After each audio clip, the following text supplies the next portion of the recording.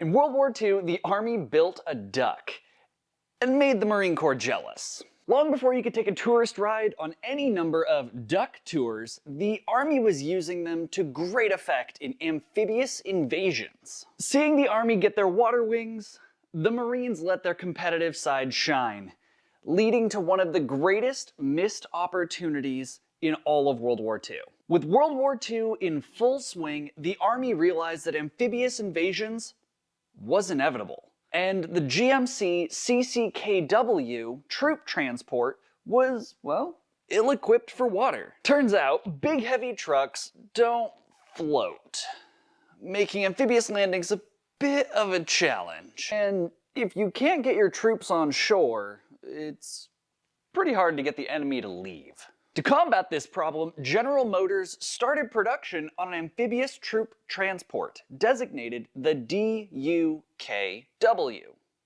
Duck, for short. Between 1942 and 1945, approximately 21,000 ducks were produced for the war effort. Based on the cab-over version of the CCKW troop transport, the new amphibious variant reused a lot of the old components. With the addition of a watertight hull, the truck could float. And with propeller, in addition to tires, it could move anywhere. Pushing a monstrous 90 horsepower, speed was not on the menu. Not overly practical for a troop transport, as the troops were literally sitting ducks. In order to save weight, the duck was outfitted with light steel plating, which provided very little protection for the occupants. Such light armor necessitated a hefty bilge pump that would keep the duck afloat, even with cracks and 2-inch wide holes punched through the hull. The only real problem with the Army's duck was that it couldn't run on beer, a weakness the Marines really couldn't tolerate. In 1943, while drinking at a bar in New Zealand, a group of Marines acquired a live duck. After teaching their new companion how to drink, the legend of Sergeant Seawash began.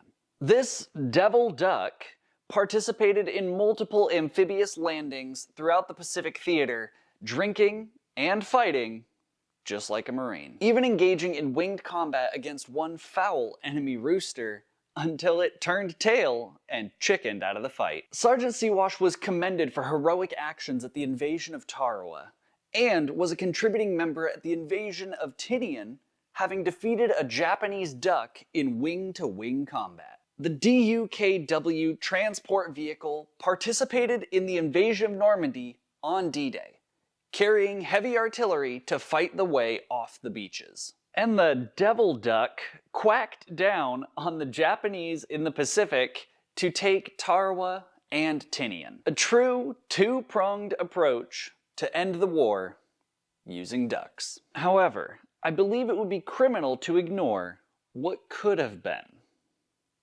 The devil duck riding into battle atop a duck. An image that would embody the lengths that every man, woman, and duck were willing to go to in order to bring an end to World War II.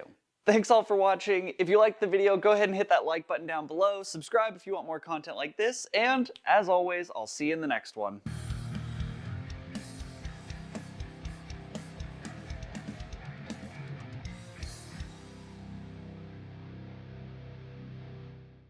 They have great mental image, okay? I know! Especially because the battle report actually specifies that Sergeant Seawash did in fact engage in combat with a duck. However, after engaging in combat with the duck, Sergeant Seawash laid an egg.